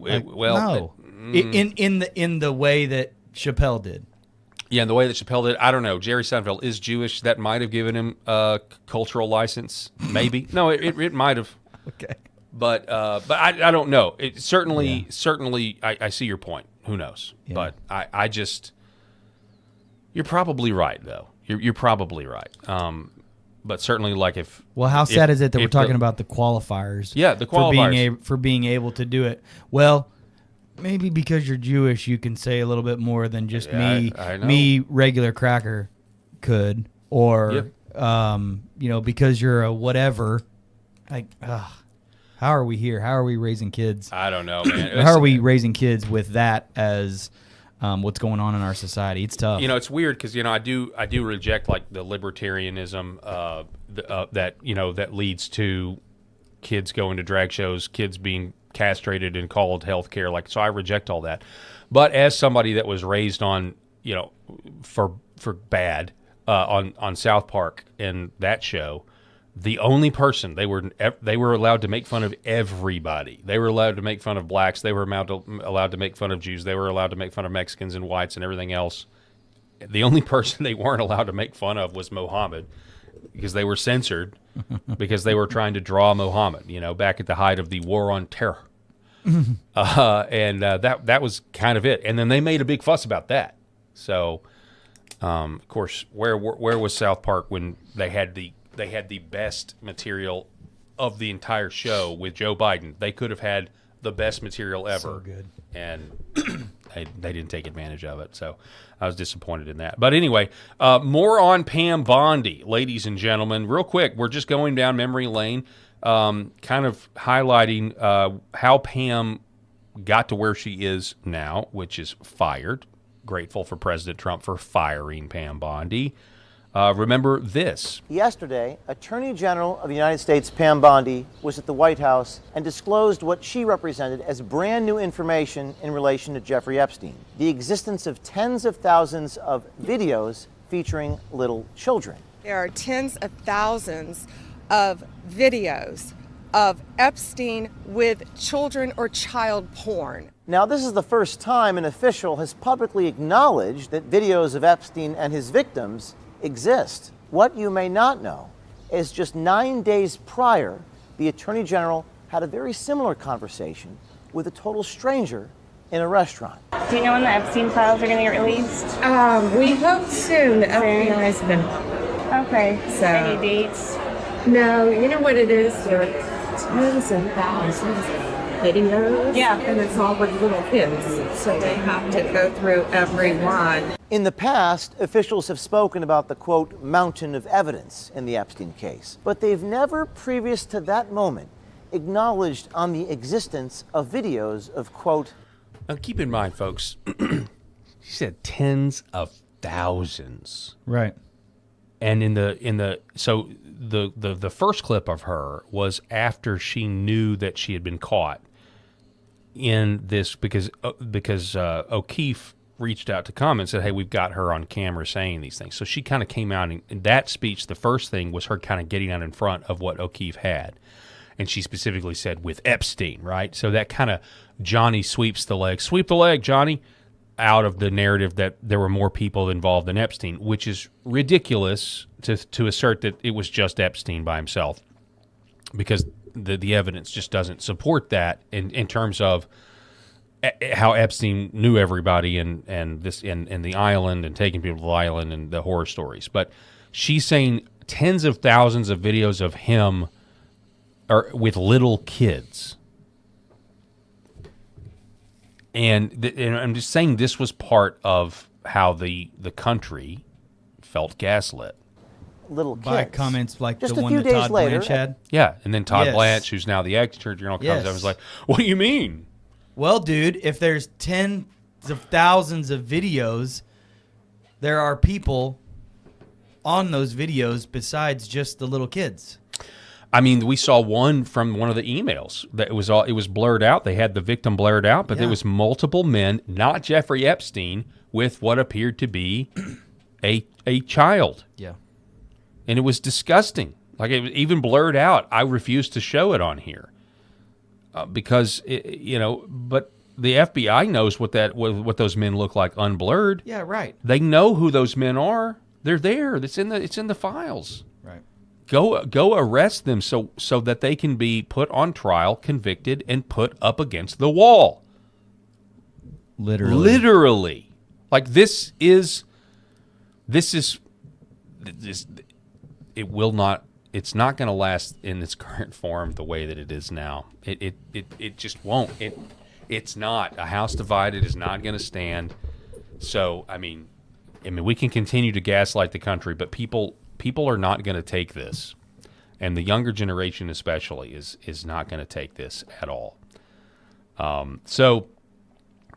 This was from March 25th. James O'Keefe went on Benny Johnson's show. James O'Keefe blasts Pam Bondi's DOJ for 0 arrests after exposing California voter fraud. I'm pissed off. I'm not going to put my life in harm's way for nothing.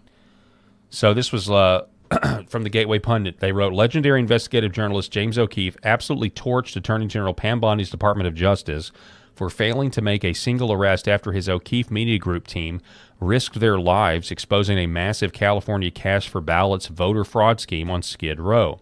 O'Keefe laid it all out: organized crime, out-of-state operators, raking in suitcases of cash, possible gang involvement, and forged signatures from homeless people paid pennies to steal elections. But with Republicans in full control of Congress and the DOJ, not a single arrest has been made. The Gateway Pundit has been leading the charge on this story from day one. During the interview, Johnson pressed O'Keefe on who might be funding and orchestrating the fraud network. O'Keefe confirmed that his team is actively tracking a coordinated system involving petitioners, coordinators, and potentially out-of-state actors. O'Keefe emphasized that his team is continuing to investigate and expose the higher level of operatives behind the scene. So this was kind of another, I don't know what you want to call it, another straw. You're just piling on the straws that break the camel's back. Now, actually, I think I saw a headline today saying that there have now started today actually arrests in California over some of his reporting, but he's been working on this for a very long time, and he's not the only one. Yeah, we got our crime down, but in terms of the institutional, the crimes that harm more people are the ones that would disenfranchise people's votes. And it also just is a danger to the republic because it robs the people of the government we need, and they're thriving right now on that. So, well, it shouldn't take the James O'Keefes and Nick Shirleys of the world to go out and expose this stuff. No, it should not. Like that is required, and it's just stupid that that's the way it is. Mm-hmm. No, I agree. Now, in other news, Marco Rubio is kind of upset because now, if you see there, he may now be the next Attorney General. I mean, this guy is the Secretary of State, jack of all trades. He's also the National Security Advisor, and he's been everything from the Kristi Noem. He's now the Homeland Security. Like, he's everything, man. What were some of the best ones? Oh man, I can't remember the best one. Maduro, I think that was a funny one. Yeah, he had the sombrero on. It was good. So anyway, people are making light of it. Well, they had him dressed up like the Ayatollah as well. That's that right. Was another Sorry. good one. Now I've got to go to Iran. Gotta fix that place too. And it's like Rubio's got to go to Iran so he can negotiate with Trump as the Ayatollah, but then there's an airstrike from Israel that not accidentally. That's actually going on right now because there is news that the guy that Trump was negotiating with is now dead, or he's injured and his wife is dead. So in Iran? Yeah, in Iran. Again, the Jews killed him? Well, the government of Israel. Good grief, Eric. I'm not saying that because that's my opinion. I'm saying that's the way it's going to be reported. Well, yeah, some people reported that, but it's just the government of Israel doesn't look. I think it's safe to say they don't hold anything back. That the government of Israel doesn't want the war to end on the same timeline that President Trump wants the war to end. I don't think that the two are aligned. I don't think that's crazy to say. It seems Seems pretty obvious They to have me. 0 F's to give. Yes. Is what I've heard over and over and over again throughout this whole thing. Brianna Morello, though, says, as I previously reported, so here's a name. We were teasing this earlier, that there are other names besides Lee Zeldin being floated. She says, as I previously reported, Andrew Bailey was under the impression that he was being moved to the FBI to prepare to replace AG Pam Bondi in a few months. Staffers working for the then Missouri Attorney General. Oh, you went there. Yeah. That's the boot heel pronunciation. No, it's... So does no one pronounce it that way? Yeah, they do. A lot of people do. Okay, thank you. Yeah, a lot of people in Missouri say Missouri. Okay. Yeah. So Missouri AG said they were going to get roasted in the comments. I know. by real Missouri. Forgive him, folks. By He knows not what he does. I just think it's funny. Yeah. I got corrected. A lady corrected me on a plane one time because I said Nevada, and she was from Nevada. No, she said Nevada. Nevada. Oh, sorry. It's like, it's not Nevada. Like, good grief, I've never been here. I'm sorry. Wow. You know, I don't jump all over people if they call us Arkansas. I mean, to me, it's just like, well, yeah, it probably should be how it's pronounced. My sweet little grandmother can say Missouri if she wants, but for those of us up there, it's Missouri. Okay. All right. Missouri. There you go. So this Bailey guy may be the next. He may be the next guy. This is what he looks like, by the way. This is Andrew Bailey. Can you guys see? No, you can't see. Let's see if you can see it here. No. There we go. Andrew Bailey. This is the former Missouri Attorney General who came in to be the before Bongino left and resigned. This guy was the co-deputy director of the FBI. And so Marino is saying this may be your next attorney general, not Lee Zeldin, but the co-deputy director of the Federal Bureau of Investigation. So something to think about. I just wanted to give you guys some other names. There's other people that want Eagle Ed Martin to desperately be there as well. I don't know, but I can tell you that I don't think Todd Blanche is the guy. I don't think Todd Blanche is the guy that needs to be there at all, and I think most of MAGA would agree. We don't trust at this point. I just, the biggest problem.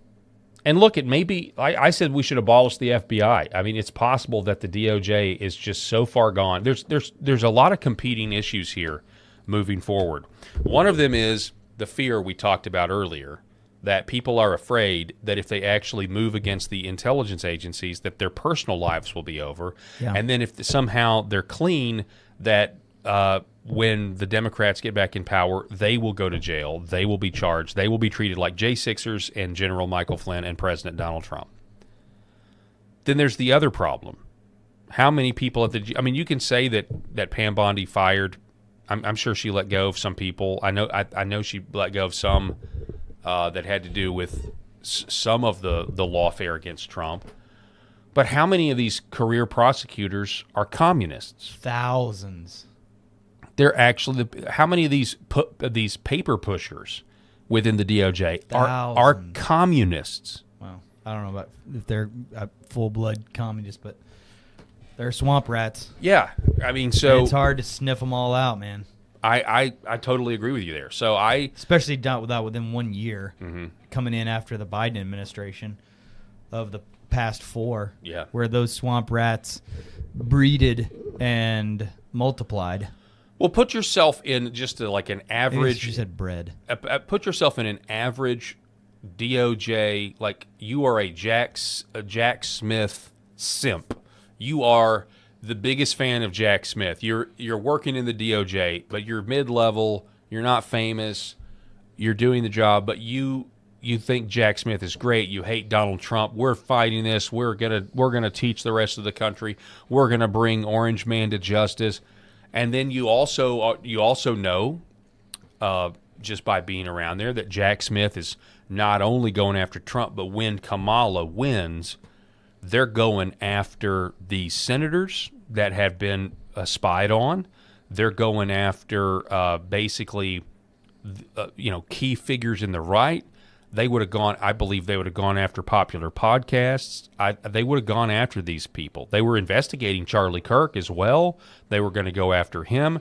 They were going to literally round up all of their political enemies try them in absentia, Yeah. in some cases, and sentence people to jail. There are, according to Ed Martin via Alex Jones, emails that reveal that Jack Smith was planning to do this. And imagine you're some mid-level employee that thinks that this is all going to happen. Yeah. And then Donald Trump wins. Actually, Donald Trump survived a bullet assassination at Butler, which you were probably really disappointed. And by the way, we still don't know the truth about Butler. Let's all just remind each other that this has been swept under the rug. People say there's nothing to see here, and we're just supposed to go along with it and say that, oh, now Thomas Crooks acted alone. I mean, I don't believe that. We were all there. We all heard the reports and then didn't hear the reports. Multiple cell phones, the van. They cremated his body. I'm not sure Trump even believes that. They sprayed over his crime scene. You know, I mean, and the fact that he was able to walk up there, there was no security, the sloped roof, the Secret Service, all of it. A total joke. Yeah. And, you know, so you're this mid-level employee and all this happens and then Kamala doesn't win and Trump wins and you're still there. If you knew about all that stuff that was being planned, you now are there trying to survive. You're now there trying to subvert, and you think it's your patriotic duty to do so. Remember, we've shown videos of, you know, new administrators appointed by President Trump coming into these offices and basically them trying to bar the doors shut from allowing them in. And then when they come in, remember what they were doing? And threatening them and those lawyers, like what a ridiculous outlandish thing for them to do. Yeah, it was the National Institute for Peace. Is Yeah. what that was. So J.D. Rucker, Jacob Daschle, rather, over at the Discern Report, has a good headline about Pam Bondi. Pam Bondi's 2 gigantic failures overshadowed her middle management skills or Fox News appearances. I felt like this was a good article that kind of summarizes all of this. He says, there's a particular irony in Pam Bondi's departure from the Justice Department that the political class seems determined not to discuss.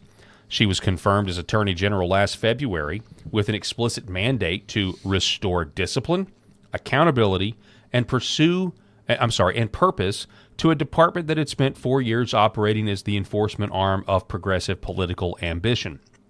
By every measure of institutional loyalty, she delivered.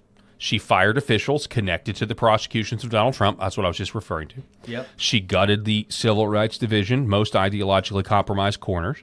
She bent the levers of the Justice Department towards the priorities of the administration, and on paper, seemed to be doing a good job. And she was never shy about doing interviews, especially with friendly Fox News hosts. But in the end, she boarded a plane back to Florida without her job. She was a good middle manager task and loved to be on camera, but there were 2 major failures she couldn't overcome. The first reason she's gone is a bit complicated. She couldn't get any high-profile indictments or arrests. Not to stick, none of them. And even though she did a very poor job at executing, the justice system moves like molasses. President Trump and his team know this, so if that was the only thing not going for her, she would have likely been given another few months, at least until the midterms. But the lack of arrests and convictions wasn't the reason she was canned so early.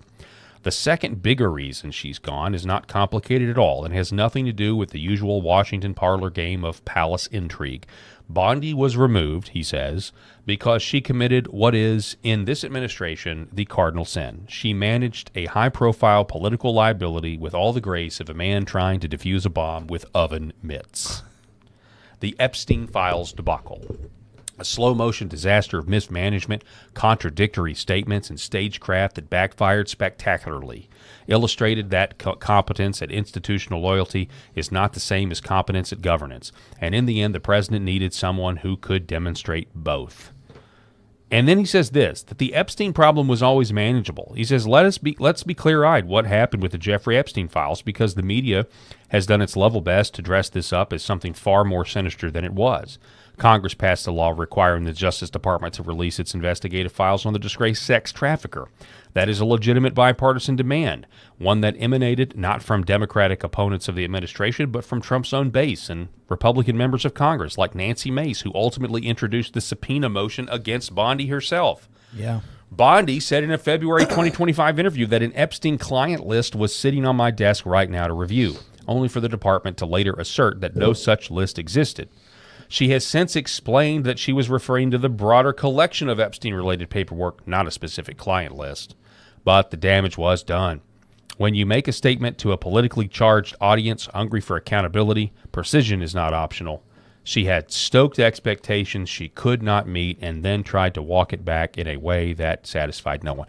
And you know what? I've often wondered, too, because, you know, when President Trump said, are we still talking about the Epstein files? Didn't like that. When he called it a hoax, I didn't like it. Now, I get that, you know, the allegation was that the Democrats had tampered with the files, or you never know what Biden was going to do, or what some low-level guy at the DOJ that I was just describing would do. Like, I understand all that, but you kind of the question at least has to be asked. It has to be floated out there.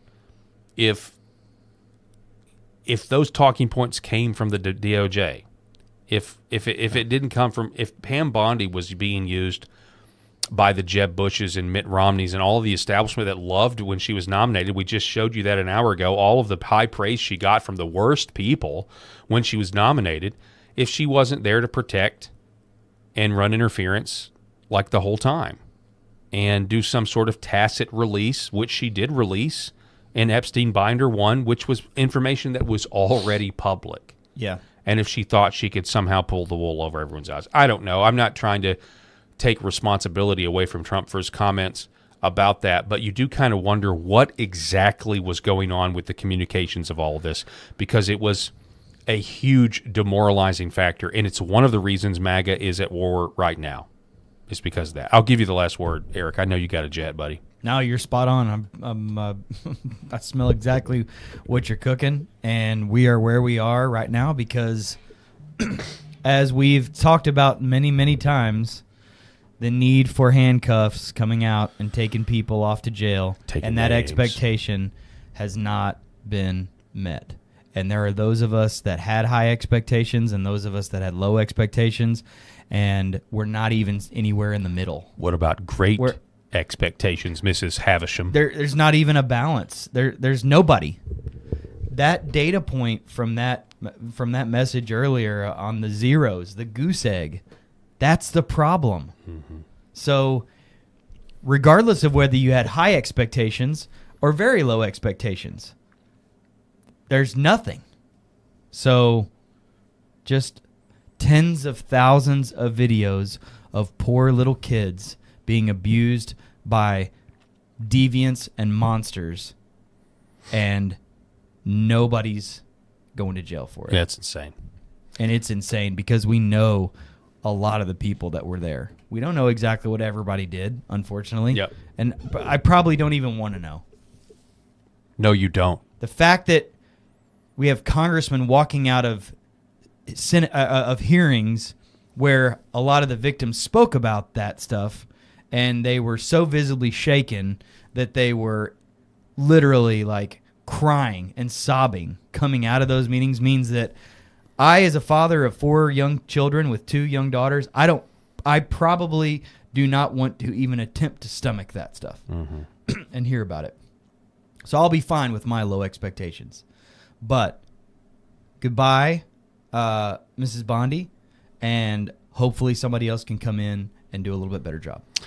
So I know you got a busy week next week. You may be in and out, but we'll see you hopefully next week if we can. God bless America. I always appreciate you being on the program. Yes, sir. It's good to be part of the conversation. We're going to reset here, and we're going to take a quick break. I want to make sure everybody likes, shares, and subscribes to this video. Do all the things wherever you're watching, whatever platform you're watching on, and we will be back here to close out the show. We're going to talk a little pro-life news. Remember the guy that was prosecuted by California for exposing that Planned Parenthood was buying baby parts and selling baby parts?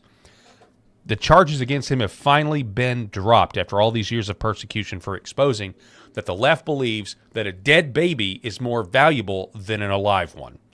We'll talk about that here in a minute. For centuries, light has been used to heal.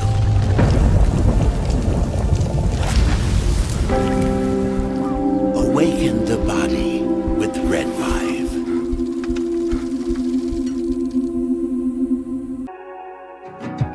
Why is Red Vive different? What sets it apart? What sets us apart from the standard red light panels? This is a medical grade device, and what that means is the red light bulbs and the near infrared bulbs have very specific wavelengths.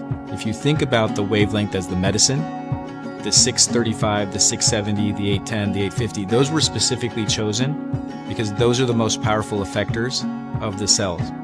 So those specific wavelengths, when they get into our body, when they affect our tissue, they spike energy production, they help with nerve pain control, they increase stem cell counts. There's very specific mechanisms that those specific wavelengths work at, and that's the medicine. So if you think of, say, medicine as an Advil or a specific steroid or a blood pressure medication, the wavelength is the medication.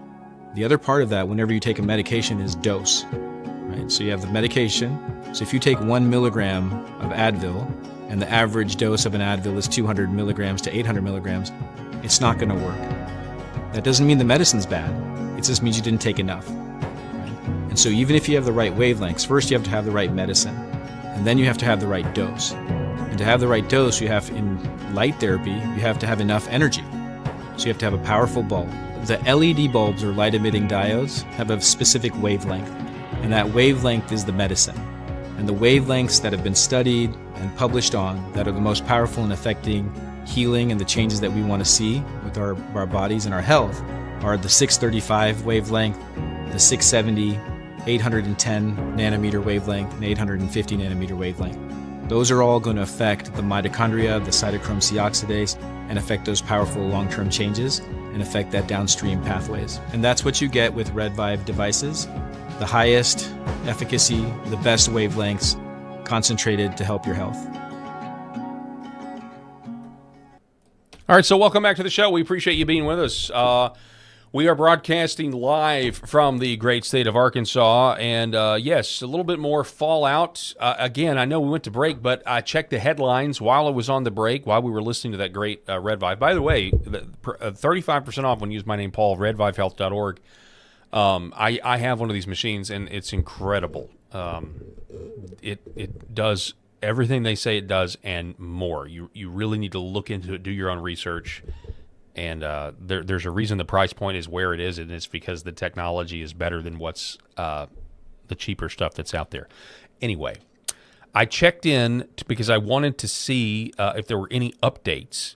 We were just kind of going over this juxtaposition over the last hour and 45 minutes on this show, that the same day that Pam Bondi is rumored to leave and that she was about to get fired, and then we found out, oh no, she is going to be fired. She was fired.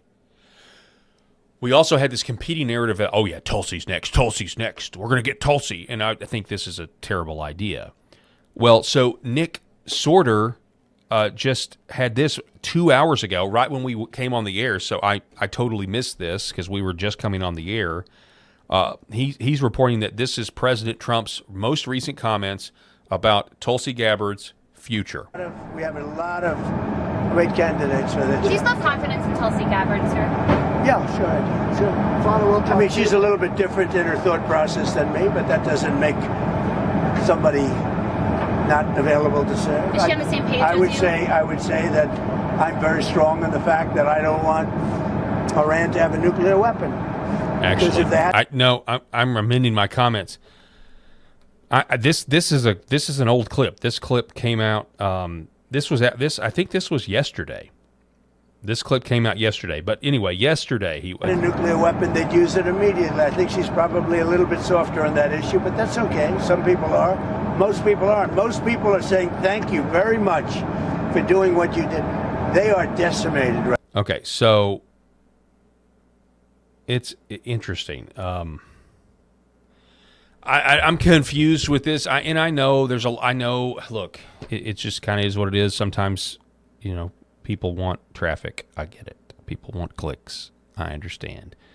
And this is a little misleading to me as somebody who's doing this live on the air. Just in, advisors close to President Trump were pushing to move Pam Bondi into the role of Director of National Intelligence, replacing Tulsi Gabbard. Okay, so that's the clip. But then it says President Trump shot down that idea. Okay, so he said, no, we're not going to do that, saying he wants to keep Tulsi a role. And then he posts a clip from the day before. Because unless I'm crazy, he literally said, if that's a new clip there, he said the exact same thing on a plane in that exact same video that I saw 24 hours ago, 72 hours ago, 48 hours ago, over the weekend. So it could have been that. Katie, otherwise known as Defender of the Republic, I've interviewed her before. She's a great interview. She said, I lost a lot of friends when I started going after Pam Bondi for failing at her job and blocking justice. I wonder if those people will have anything to say now. Yeah, who knows? Maybe this is the beginning. Let's pray that this is the beginning of the end of the MAGA wars and who is true MAGA and who is fake MAGA and everything else. That would be great. And there's still these headlines, 53 minutes ago, though, leading report, President Trump wants to keep Tulsi Gabbard in her role per CBS. So CBS News now reporting, according to the leading report, that they want to keep Tulsi Gabbard in her role at DNI. And this is a big deal. And there's a lot at play here. We also have President Trump in the speech last night, which we didn't get to because of all of this news. But I do want to leave you with this because I do think this is positive. Just like with anything in the lawfare that can be involved with so many people who do the right thing. Or you lose your job. Like this NBA player who spoke out against Pride Month and has lost his job. Life news with this headline. Final charge dismissed against David DeLayden for exposing Planned Parenthood aborted baby part sales. Now, folks, this was an incredible moment. When we realized that the baby murder industry wasn't just about population control, targeted racial genocide. It wasn't just about killing babies and sacrificing them to evil.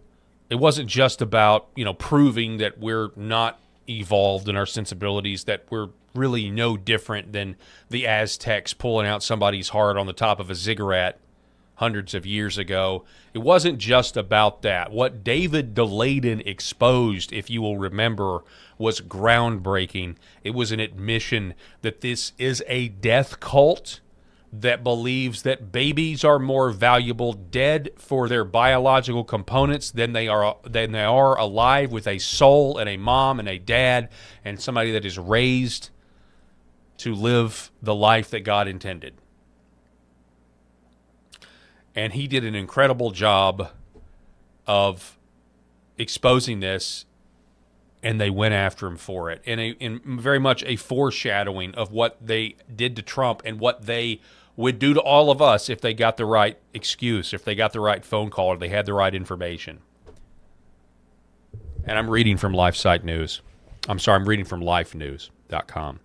The final bogus criminal charge against David DeLayden has been dismissed and his case completely expunged. Praise the Lord for people that stand and have courage and trust the Lord to do what's right. If we had more of those people in charge right now, our country would be so much better.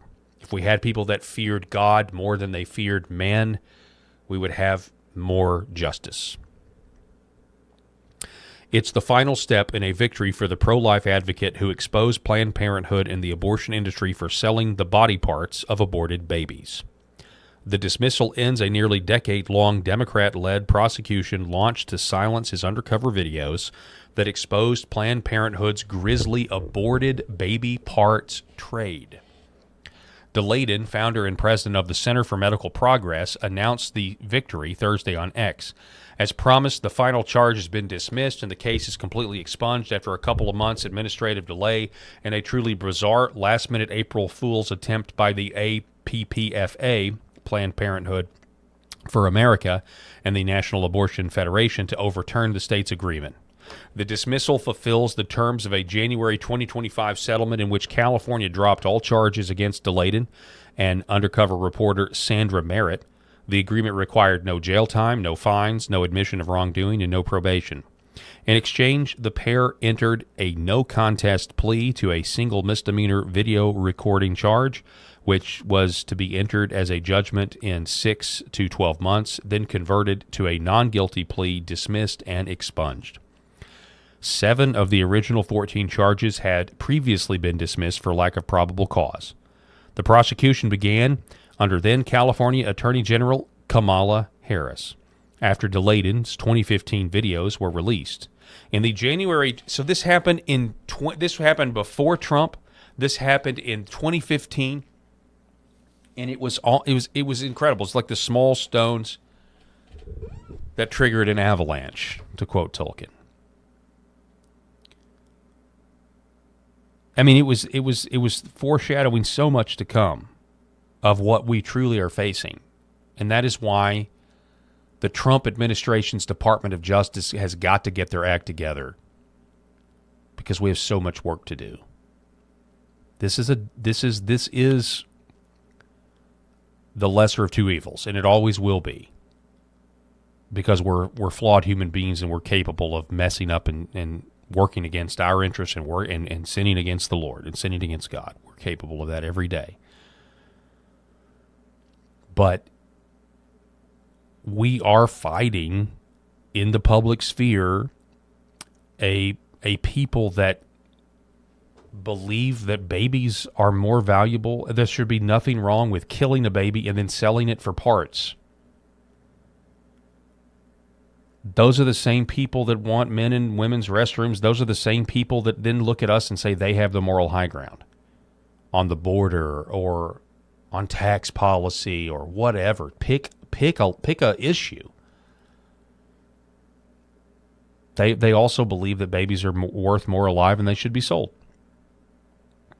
They are a death cult, and they made David Delayden's life a living hell with legal fees, and he beat it. He beat the rap, but he was taken on a 10-year ride of hell, standing up for what he believed in, all because he had hidden camera footage of these people selling children. Ugh. Quote, after enduring 9 years of weaponized political prosecution, putting an end to the lawfare launched by Kamala Harris is a huge victory for my investigative reporting and the public's right to know the truth about Planned Parenthood's sale of aborted baby body parts. Now we all must get to work to protect families and infants from the criminal abortion industrial complex. Since Roe versus Wade has been overturned, which is fantastic, but it is good to remember that abortions are higher now, ladies and gentlemen, than they ever have been. There are more abortions now because of the abortion pills. And now we fight a new battle. We fight the battle of abolition and criminalizing abortion. There are pro-life groups, sadly, that don't want abortion to go all the way away because then their little group isn't needed anymore. And there are pro-life groups that fundamentally believe that murdering a baby should not be put under the criminal code. Maybe we'll talk about that more tomorrow. For now, we pass it off to Secret America. That's all the time we have. God bless. We'll see you tomorrow for Good Friday.